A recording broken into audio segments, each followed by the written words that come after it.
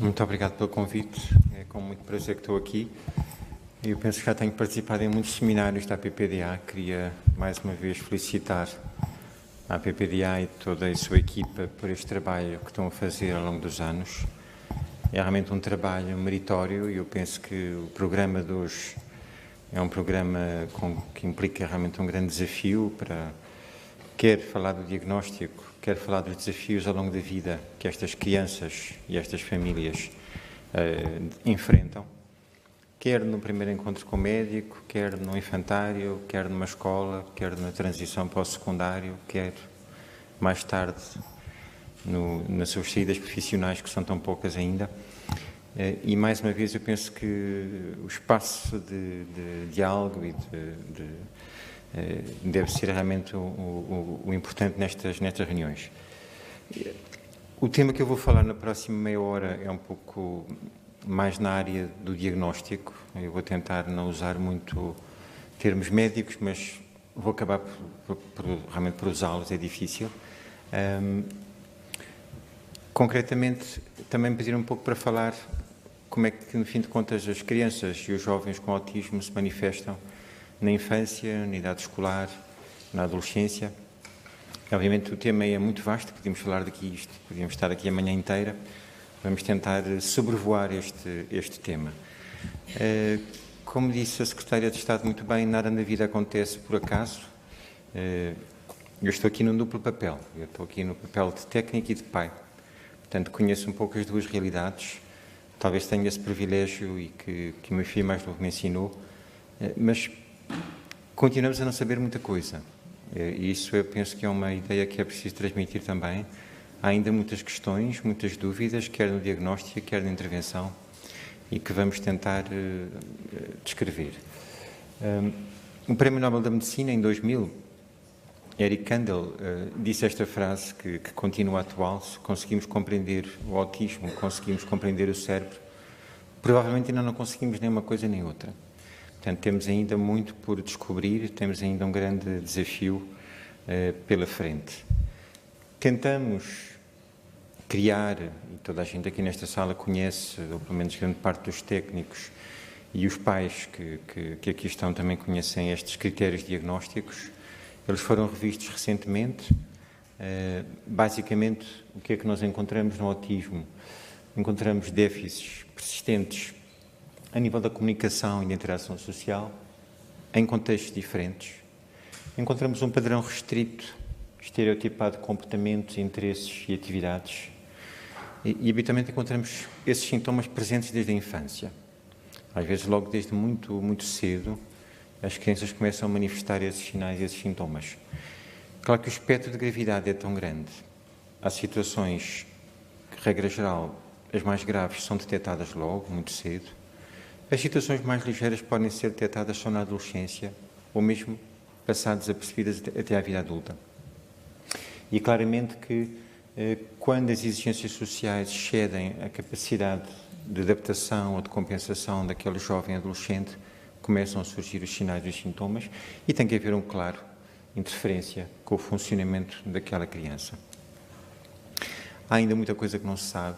Podíamos também, sobre a neurobiologia, há muitos progressos na área científica nos últimos anos. Há muita coisa que já se descobriu, mas ainda há talvez muito mais por descobrir. Cada vez mais nós encaramos o autismo como um problema de conectividade cerebral. E faltam-nos ainda instrumentos, faltam-nos ainda ferramentas para conseguir detectar essas alterações. Talvez nos próximos anos tragam realmente mais progressos nesta área, que bem precisamos. Outra constatação, e que também já foi referida hoje aqui na mesa, é que cada vez há mais estas situações, cada vez mais no hospital, no centro de desenvolvimento. De início víamos um caso, uma criança por ano era-nos referenciada por esta situação. Atualmente são-nos referenciados cerca de 5 a 6 por mês.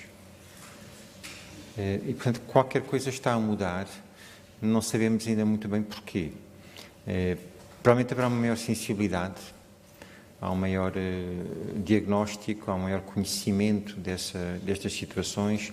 Talvez tenhamos alargado os critérios diagnósticos, e anteriormente talvez diagnosticássemos só as formas mais graves, hoje em dia diagnosticamos cada vez formas mais ligeiras e cada vez mais cedo. Reparem aqui neste no em 92, 4 a 5 por 10 mil, 10 anos mais tarde, 6 a 7 por mil, e atualmente, eu estive a rever os números agora antes de vir para cá, é assustador. Portanto, nos Estados Unidos, numa população de crianças de 7 a 8 anos, há valores que chegam a 1 a 59. Portanto, são valores cada vez mais elevados. Uma das questões que colocamos no diagnóstico e uma das muitas dificuldades no diagnóstico do autismo é que não há um marcador. Portanto, não é uma coisa que se veja numa análise de sangue, na maior parte das vezes num eletroencefalograma, na maior parte numa ressonância ou num PET, não encontramos grandes alterações. Talvez em 10 a 20% das crianças que nos chegam à consulta poderemos encontrar alguma alteração. Mas, para grande frustração dos pais e dos técnicos que aqui estão presentes, na maior parte das vezes todos estes exames são normais e temos uma criança com muitas dificuldades a vários níveis. Uma outra grande dificuldade no diagnóstico é que, quando falamos em autismo, falamos de um conjunto muito grande de situações.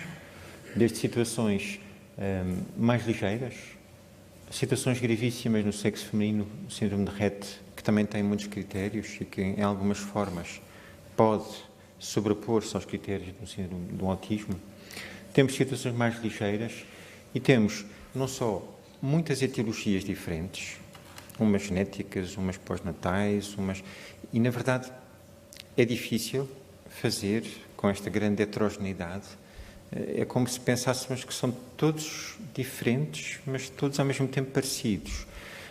E vamos ver que não há duas famílias iguais, não há duas crianças iguais, têm realmente um conjunto de sinais e sintomas comuns, mas depois todos são diferentes. E essa é mais uma dificuldade grande que temos no diagnóstico. Uma outra questão é que, muitas vezes, eu não sei se o Dr. Pedro Cabral irá falar sobre todos estes aspectos, mas não é só um problema que temos pela frente. Não é só a criança com uma perturbação do espectro do autismo.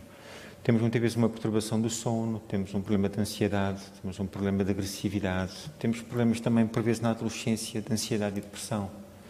Temos problemas cognitivos, por vezes importantes. Temos problemas de coordenação motora. Podemos ter uma epilepsia, em alguns casos. E, portanto, mais uma vez, é uma grande heterogeneidade. Ou seja, e a mesma criança, ao longo do seu percurso, ao longo da sua vida, nós acompanhamos-nos até aos 18 anos, e é curioso que estas várias dimensões vão mudando. Portanto, quando a criança é pequena, há um conjunto de problemas. Quando chega à idade escolar, alguns já se resolveram, mas surgiram novos. Na adolescência, os antigos podem ter melhorado com a intervenção, com o crescimento da criança, mas surgiram ainda problemas novos e mais difíceis para resolver. Portanto, e os pais sabem muito bem isto, que parece que de repente, de ano para ano, vão surgindo problemas e questões novos. Como é que nós, no fim de contas, fazemos o diagnóstico? Se isto não se faz uma análise de sangue, se não se vê na ressonância, se não se vê no EEG, se não se vê na maior parte dos estudos genéticos que pedimos ou metabólicos. Bom, fazemos este diagnóstico observando a criança. E isso, obviamente, implica que erremos muitas vezes. Eu próprio já me enganei muitíssimas vezes e grande parte das vezes aprendo muito com os erros e, obviamente, tento ver o que é que fiz mal e o que é que fizemos mal para tentar melhorar da próxima vez. Há crianças que não parecem, mas têm realmente uma perturbação de espectro do autismo e também acontece o contrário. Crianças que, numa certa idade, parecem reunir critérios e depois, com o crescimento, afastam-se pouco a pouco dessa situação. É algo que temos que rever e temos que ser humildes e temos que reavaliar e pensar aquilo que escrevemos e aquilo que vemos. Quanto mais jovem a criança, quanto mais leve é a forma de autismo, mais difícil é o diagnóstico. Nos últimos anos, têm chegado à consulta cada vez crianças mais pequeninas, cada vez formas que já não são tão graves como as formas antigas que víamos há 20 anos. E, obviamente, aí pode ser difícil o diagnóstico. Uma das questões, por exemplo, isto é uma fotografia que está a circular na net, é o primeiro aniversário. Muitas vezes pedimos aos pais para nos trazerem fotografias do primeiro aniversário. Vemos uma criança que está em sofrimento, rígida, que não olha, que tem uma interação diferente. Toda a gente está contente, toda a gente canta, toda a gente está satisfeita, e é uma criança que está incomodada de ali estar.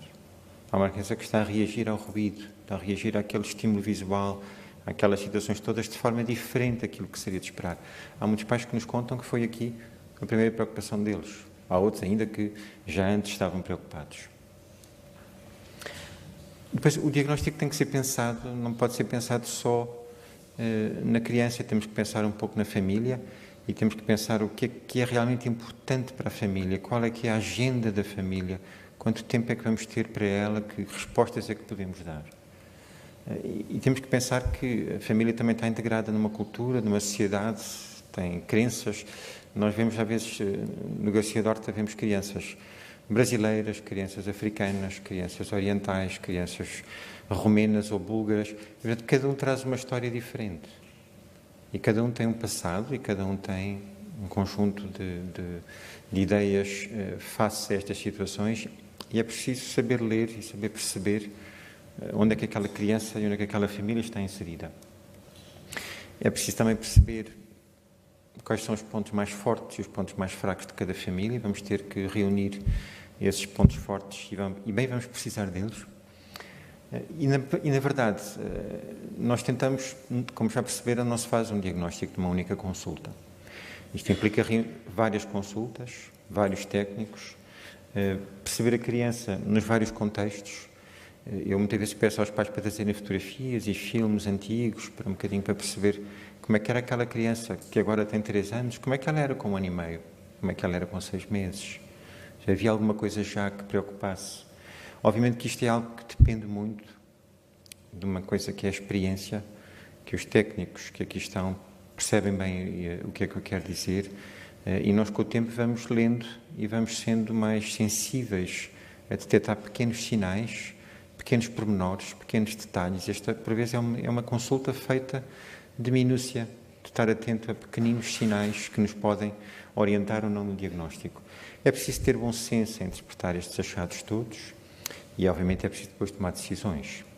Obviamente que, por vezes, numa primeira consulta ou numa segunda consulta não conseguimos ter um diagnóstico.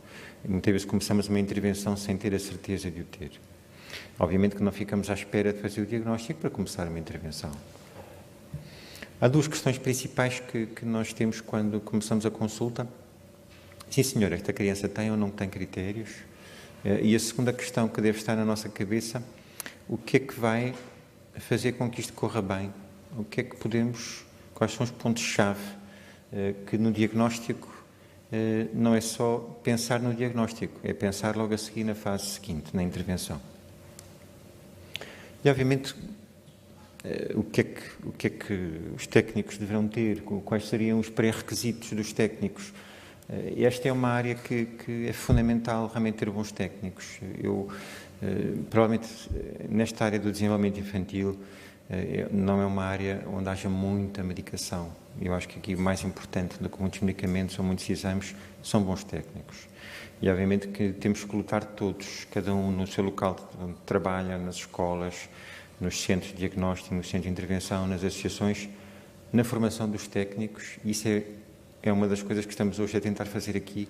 É preciso realmente formar pessoas que conheçam profundamente o que é o desenvolvimento típico e atípico de uma criança.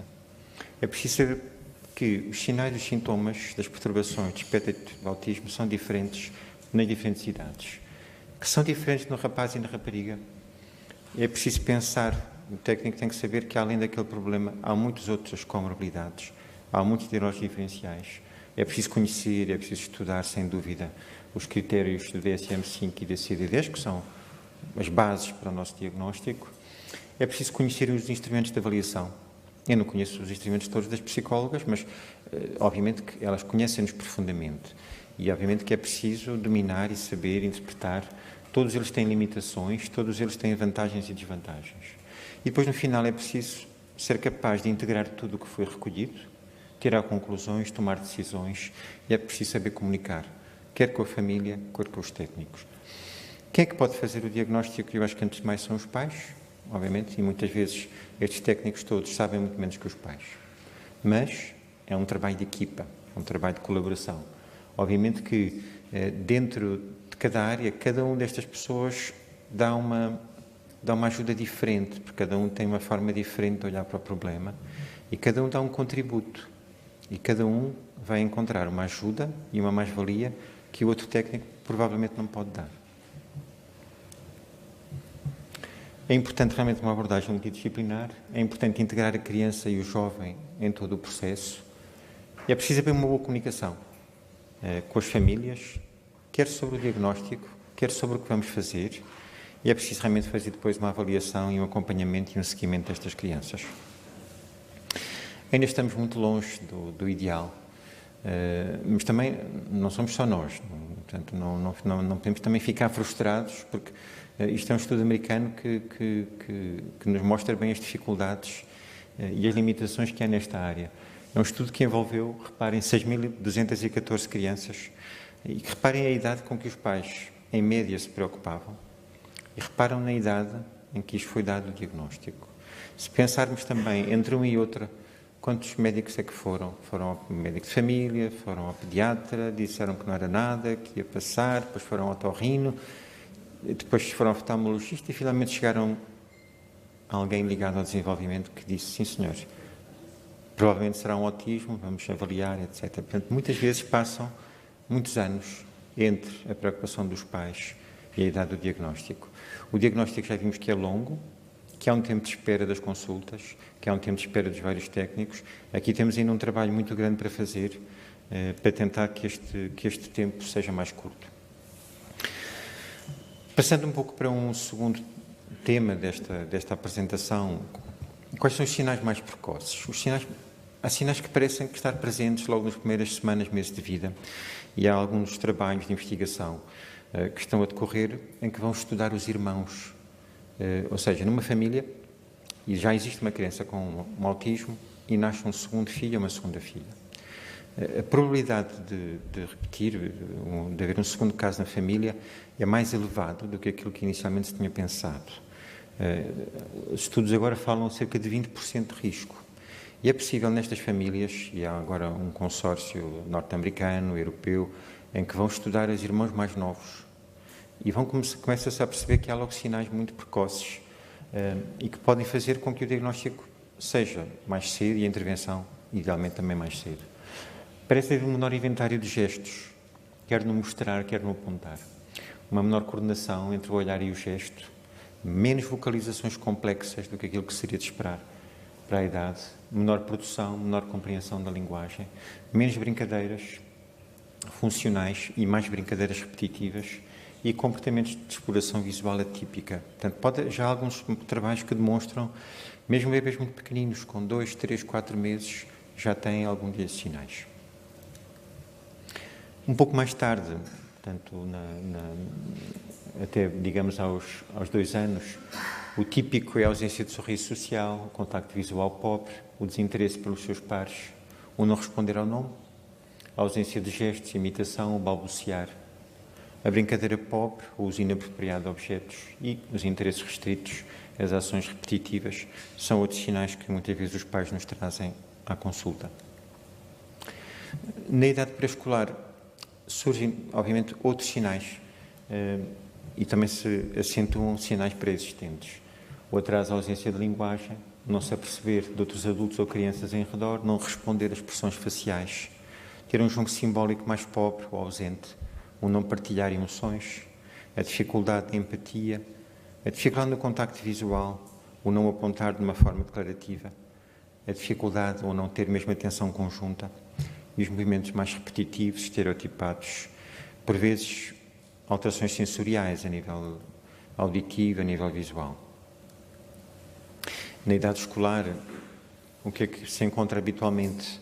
As alterações na linguagem, uma intuação, um timbre particular, o discurso ecolálico, utilizar palavras de forma peculiar, diferente do habitual, um pouco de interesse em brincar com os outros, ou fazendo, quando existe brincadeira, ela é um pouco inapropriada, dificuldade de compreender o outro, dificuldade de compreender o que é que o outro está a sentir e a preferência por ficar a brincar sozinho. Ter rotinas ao qual adere de forma muito rígida, a dificuldade de adaptar a novas situações E competências especiais, pode haver uma excelente memória visual, excelente memória para música, competências especiais na matemática em alguns casos, e algum desconforto, por exemplo, a certos estímulos sensoriais, nomeadamente o tato, o gosto, o cheiro. Claro que há crianças e há jovens adolescentes, por exemplo, que têm formas mais ligeiras e que vão, de alguma forma, passando desapercebido, passando entre as gotas da chuva. Eles têm as situações, eles têm os critérios, mas ou por serem mais ligeiros, ou por eles conseguirem escondê-los, podem passar desapercebidos e só na adolescência, quando a exigência social é maior, é que surgem então os sinais. Dificuldades de novas situações sociais, dificuldade em compreender uma metáfora, um segundo sentido. São jovens menos autónomos, mais dependentes dos pais, têm alguma dificuldade no contacto visual, no gesto, na expressão facial.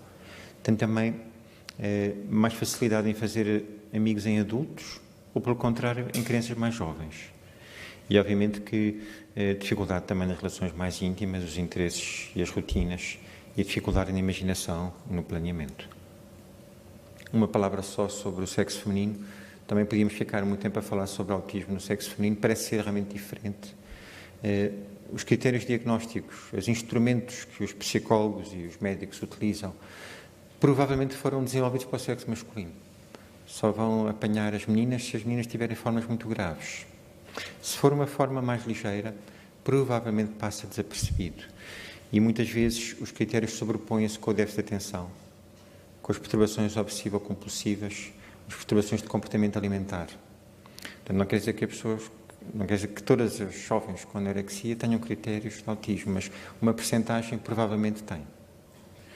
Estes sinais, estes sintomas do autismo no sexo feminino são mais camuflados, são mais escondidos, e pode haver casos que passam desapercebidos na infância e só na adolescência é que são detectados.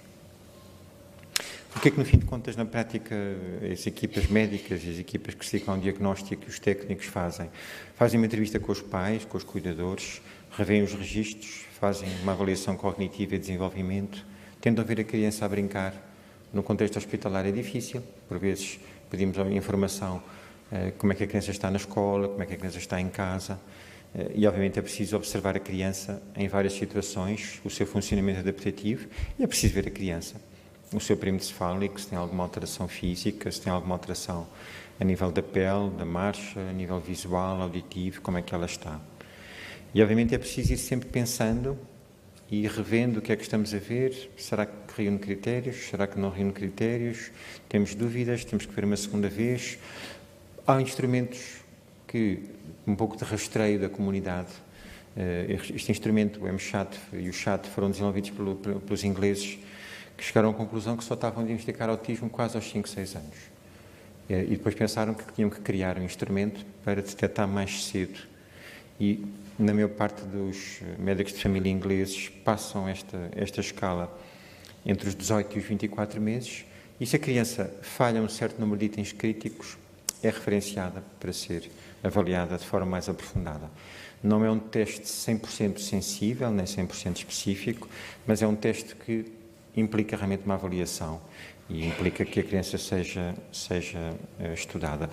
Há várias ferramentas, eu vou falar só um bocadinho daquelas que temos mais experiência no hospital.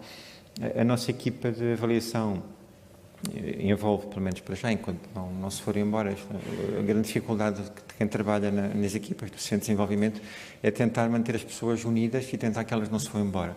Mas, neste momento, ainda temos estes técnicos, cada vez têm mais doentes e cada vez, obviamente, vamos envelhecendo todos. Temos a vantagem de serem pessoas que já estão juntas há muito tempo, há muitos anos, já se conhecem bem, já avaliaram muitas crianças, e eu diria que os técnicos, nesta área, temos que lutar porque eles valem o seu peso em ouro, temos que lutar para os conservar e temos que lutar para que eles formem novos técnicos e que não se vão embora sem o fazer, porque esta experiência que eles acumularam realmente é muito grande. Usamos sobretudo o ADOS, que é uma das ferramentas que avalia de uma forma qualitativa.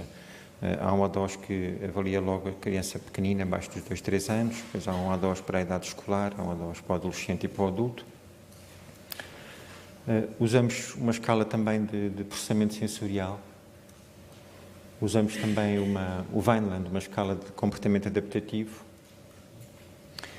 E usamos também, em termos de testes de linguagem, sobretudo o TALC e o seu perfil mais pragmático. Não façam perguntas muito difíceis sobre isto, porque eu não sou terapeuta da fala, e usamos também uma escala de psicometricidade. Tem um nome impossível de dizer, acho que é Borodzinski, enfim, BOT, é como nós conhecemos, e que avalia também a proficiência motora e as habilidades e os déficits motores. Obviamente que, em alguns casos, aquela criança vai precisar de uma avaliação mais aprofundada, quer do ponto de vista metabólico, genético, função tiroideia, ressonâncias, EEGs.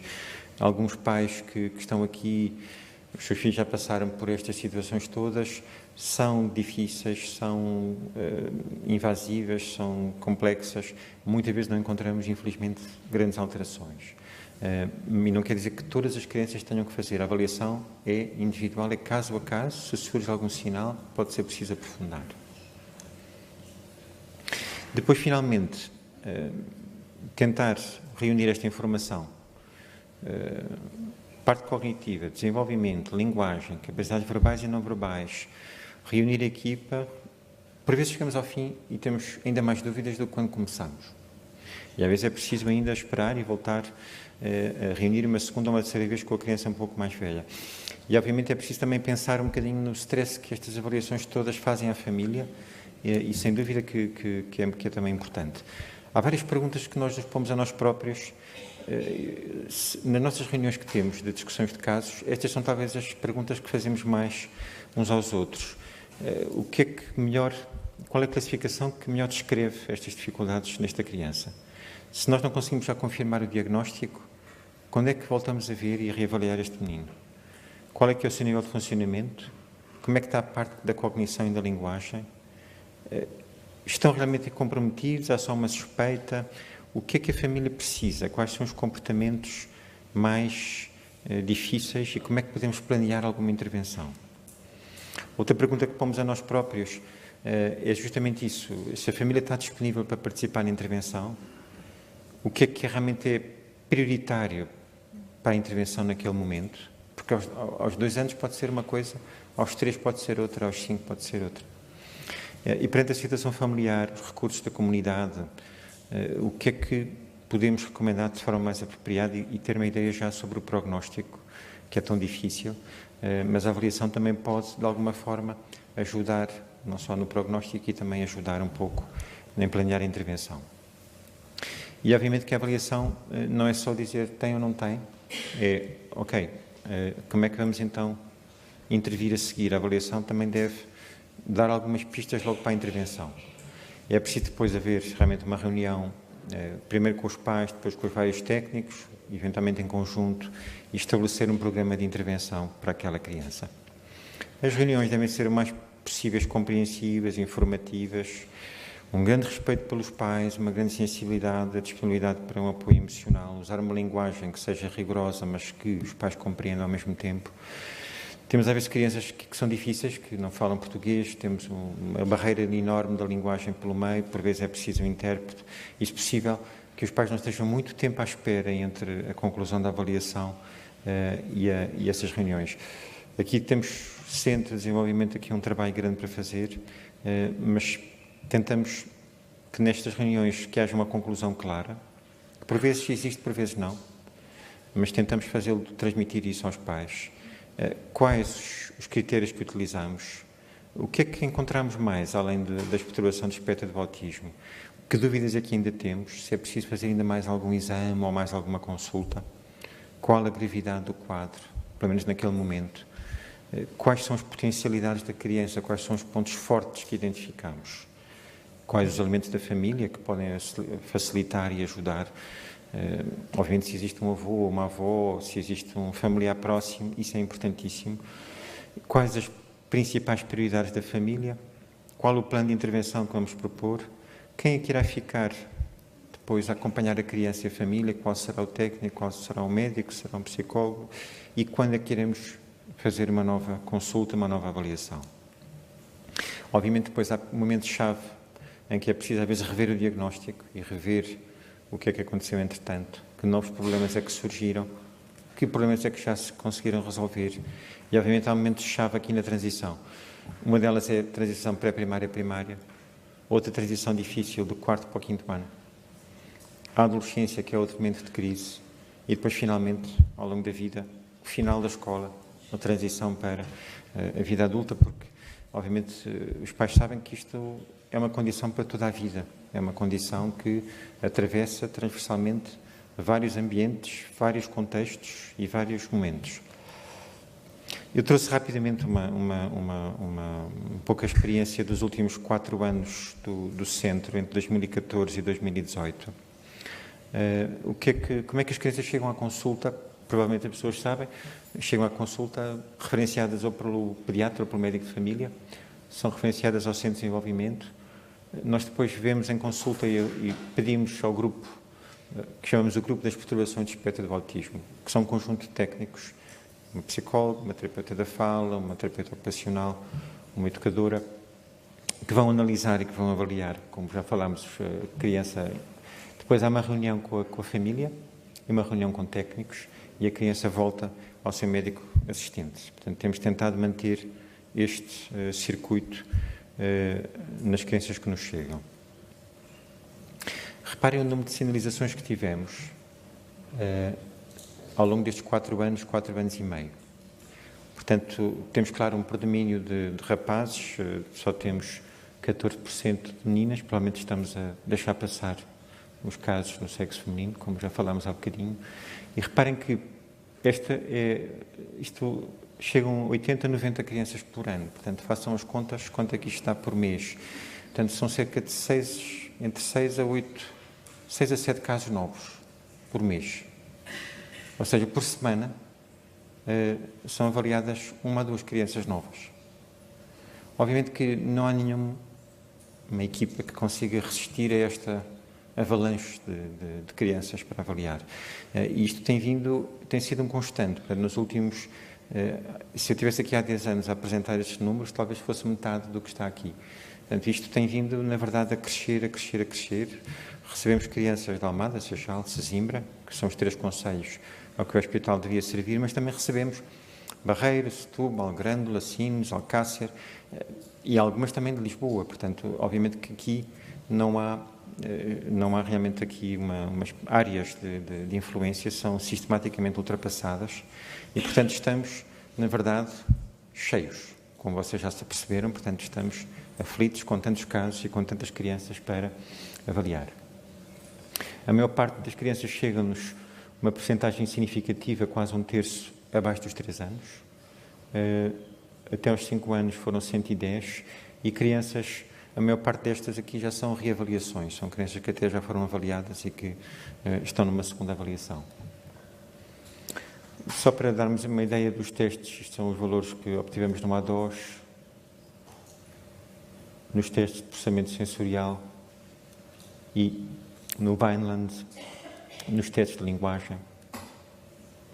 Depois, obviamente, tentamos que haja uma reunião com os pais e com os técnicos, quando é uma criança pequenina, intervenção precoce, crianças um pouco mais velhas já com as equipas de educação especial das escolas, e tentamos muitas vezes também devolver esta criança para uma intervenção na comunidade.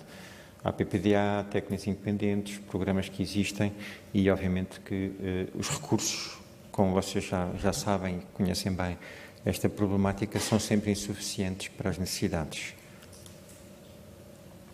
Tivemos, ao longo destes 4 anos, um total de 1072 reuniões de discussão de casos e, portanto, isto ocupa realmente muito a equipa e, obviamente, que é um desafio que tentamos manter estas reuniões.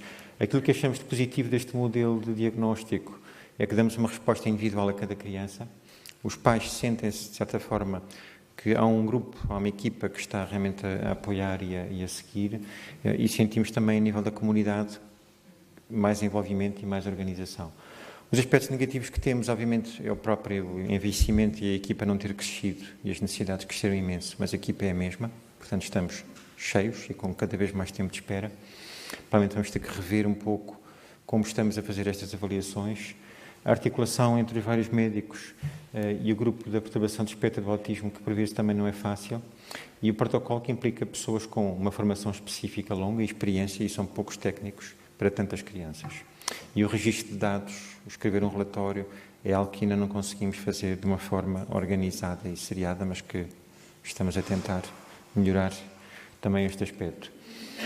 E, em conclusão, o meu tempo está quase a acabar, portanto, eu penso que as ideias-chave para o diagnóstico é que isto é um processo realmente moroso e complexo, não há marcadores biológicos, mais do que os exames são os técnicos, e temos que ter técnicos com experiência, temos que ter técnicos que saibam ler, fazer uma leitura daquela criança e daquela família, e obviamente que isto é muito difícil porque há uma grande variabilidade, há uma grande heterogeneidade, há muitas comorbilidades e há muita diferença cultural, contexto, idade, género, e portanto estas crianças todas elas são diferentes umas das outras.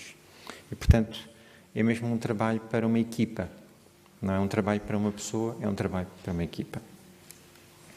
E portanto também em termos de conclusões, obviamente é preciso ir sempre discutindo as expectativas dos pais, é perceber que cada criança, cada família tem uma necessidade diferente, é preciso um bom senso, é preciso revendo os processos e os progressos que cada criança vai fazendo, identificar novos problemas, criar novos objetivos e, apesar de não existir cura para o autismo e ser uma condição para toda a vida, ter a noção que, mesmo nas formas mais graves, há um espaço para intervir, há uma capacidade de evoluir e é preciso realmente criar um ambiente que aceite aquela criança, compreenda as dificuldades e crie um contexto em que ela possa realmente evoluir. Eu trago sempre 2 ou 3 slides para acabar que eu gosto muito. Eu acho que este é um slide que diz muito do trabalho que a PPDA e os pais e as equipas fazem. Obviamente o nosso trabalho é um bocadinho ajudar o mundo a ver estas crianças, explicá-lo aos educadores, explicá-los aos técnicos, explicá-los à comunidade e lutar para que estas crianças tenham realmente uma intervenção o melhor possível. E há vários acrónimos para o autismo, portanto não há só um. E eu acho que este é muito interessante também. Always unique, totally interesting, sometimes mysterious. Muito obrigado à equipa do Centro de Desenvolvimento e muito obrigado